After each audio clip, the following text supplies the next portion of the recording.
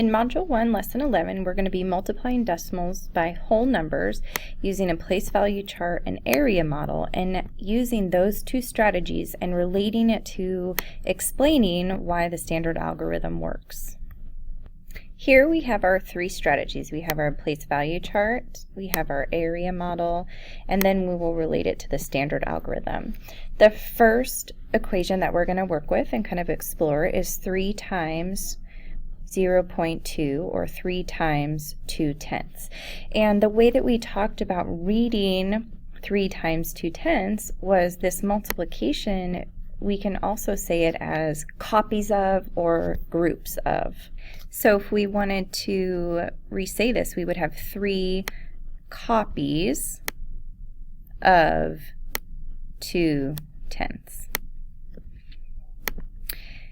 Now, using the place value chart, we are going to start with our number that we're going to have copies of. And the number that we have copies of is going to be that 2/10. So I'm going to show 2/10 on my place value chart using 2 place value discs. Now I'm going to go back and look at how many copies of those 2 discs do I have. I have 3 copies. Right now I have 1 copy, and I like to circle them just so I can see how many. So I have 1 copy, so I need to make 2 more. There's another copy and 1 more copy, and then I just, like I said, like to circle them just so I know how many I have. There's 2 and 3. Then I count up to see how many I have in that column. 1, 2, 3, 4, 5, 6. So I have 6/10 altogether when I make 3 copies of 2/10, and then I have 0 here, which can show me my 0.6. Now let's take a look at the area model. On the area model, one side is how many copies we have, and since we have 3 copies, that would be on the side. And then here I have 2/10, so 2/10 would go up top. Now I multiply my numbers, which is 6. And then I can't forget that it's not 6 ones, it is 6/10, because I'm multiplying by 2/10. Then I'm going to ask myself, what is 6/10 in standard form? And how I always like to draw is with my decimal, 1 line for the tenths place value, and then fill in my number. So far I have 6/10 and 6/10 equal, so let's take a look at standard form. I'm going to rewrite it here. Instead of 0.2, I'm going to write it as 2/10. So we'll have up top 2/10, and then we're multiplying it by 3 because we have 3 copies. So again, we have 2 times 3, which is 6. And because we're multiplying by tenths, we also have tenths as our unit. Then to write 6/10 in standard form, I do my decimal, my 1 place value over is tenths, and then I fill in. And again, I have that same answer. So I've proven that 3 times 0.2 is 0.6 3 different ways. Now let's look at a little bit harder of a one. 7 times 2.41, or 2 and 41 hundredths. And remember, this multiplication sign is the same thing as saying copies of. So I have 7 copies of 2.41. And let's start with our place value chart. So I have 2 in my ones. I have 4 in my tenths. 2, 3, 4, and 1 in my hundredths. And now I need 7 copies of those. So I'm going to make 7 groups. 1, 2, there's my 3rd, 4th, 5th, 6th, and 7th. So I'm just going to circle them to make sure that I have all of them. 1, 2, 3, 4, 5, 6, and 7. I just like to do that to double check, because sometimes dots can get overwhelming. Now I'm going to move on to my tenths, and I'm going to make 7 copies of the 4. There's 1, 2, or 1, 2, 3, 4, 5, 6, and 7. And then I'm going to make 7 copies of my hundredths. 1, 2, 3, 4, 5, 6, and 7. Now, a lot of you are noticing that we have a lot of dots here in my tenths, and we have a lot of dots in my ones. And what comes to mind that we talked about in class is bundling. And remember, bundling is when we take a group of 10 discs and we move it to the left and it becomes 1 disc. So let's see how many bundles we have here. We only have 7 here, so we don't need to bundle that. Here we have a lot of bundles. So here we have 4, 8, 10. So we're going to do 1 bundle here, and it moves over and becomes 1. Then we have 2, 6, and another one. That'll become 1 more here. And then we're left with 8, so that doesn't need to be another bundle. Now we move over to our ones column and see if we have any bundles of 10. We have 2, 4, 6, 8, 10. So here's 1 bundle that will move over into the tens place value. And we're left with 1, 2, 3, 4, 5, 6. So now that we've bundled as much as we can, we are going to write down how many dots we have in each column. So in my hundredths, I have 7. In my tenths, I have 8. I make sure I drop my my decimal down. Then I have 6 in my ones and 1 in my tens. So my answer to 7 copies of 2 and 41 tenths is 16.87. All right, let's move on to our area model. We have 7 copies, so we're going to put that 7 on the side here. And then we have 3 different columns, so I'm going to split my area model into 3 sections. And then I'm going to label each of them. So the first one is 2 ones. The next one is 4 tenths that I'll put in this middle column. And finally, I have 1/100th that I'll put in this final column. And now I'll start here and I'll do 7 times 2 is 14, and I know that I have to drop my label down, so it's 14 ones, which I'll just do a 0 for the ones since there's not very much room.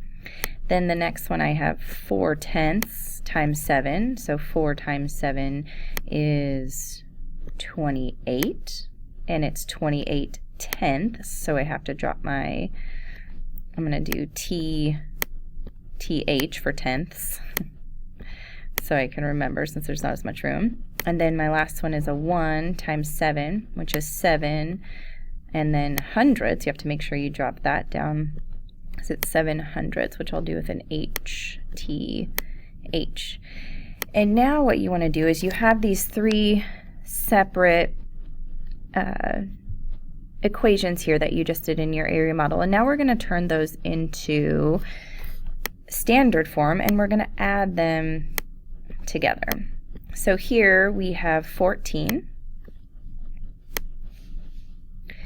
28 tenths, so I'm going to do my tenths here, and then I fill in my 8 and 2, and then 7/100ths, which would be decimal 2 place values for the hundredths. Now I like to line mine up a different way vertically because it makes more sense to me, so that's what I'm going to do. But when you line them up vertically, you want to make sure that you are lining up the place values in the correct order. So my decimals line up, and then this would be my tenths, my ones line up, and then my hundredths. And I see that I have some empty spaces here that I can fill with my zeros just to make it even. And now all of my place values are lined up, so I can add. So I have 0, 0, and 7, equals 7. 0 plus 8 plus 0 is 8. Drop my decimal down. 4 plus 2 is 6. And then my 1. So I have 16.87, which is the same that I got on my place value chart. So now onto my standard algorithm. I want to rename my number with a decimal in it into the lowest place value, which is hundredths. And so I'm going to decompose it, and I'm going to have 241 hundredths, which is going to be what I'm going to write on my top line, which I will abbreviate with HUNDTH since there's not as much room. And then I'm multiplying by 7. So 7 times 1 is 7. 7 times 4 is 28. So I leave the 8 and carry the 2. 7 times 2 is 14 plus 2 is 16. But remember, this is in hundredths, so I have to make sure that I drop down my designation here. And then, to put that into standard form, my hundredths is 2 place values after my decimal, and that's where I start filling in my numbers. So my 7 is here, then I work backwards, 8, 6, and 1. So with my standard algorithm, I got the same answer, 16.87. So let's take a look at our homework. Let's do 1D, which is 3 times 500ths, and these questions under number 1 are asking you to solve it using a place value chart and then write an equation of 3 times 500ths. So remember, times, groups, or copies of, those all kind of mean the same thing. They all mean multiplication. So in 3 times 500ths, 500ths is kind of our starting amount. So we're going to stick that in our chart. So we have 500ths. 1, 2, 3, 4, 5, and then I'm going to do that 3 times. 1, 2, 3, 4, 5. 1, 2, 3, 4, 5. And some of you might be saying to yourselves, oh, that looks like we can make some bundles. So let's see how many we can make. So there's 5, and another 5 is 10. So that bundle of 10 can move over to the tenths and become 1 dot. And then we're left with 5 down here. So 5 and 1 and our decimal. So it's 0.15. Now they want us to write an equation. So 3 times 500ths. So we would have 3 times multiplication. And 500ths we would write in standard form. There's my decimal, tenths, hundredths, and then I would fill in my number. I have an empty space, so I put a 0.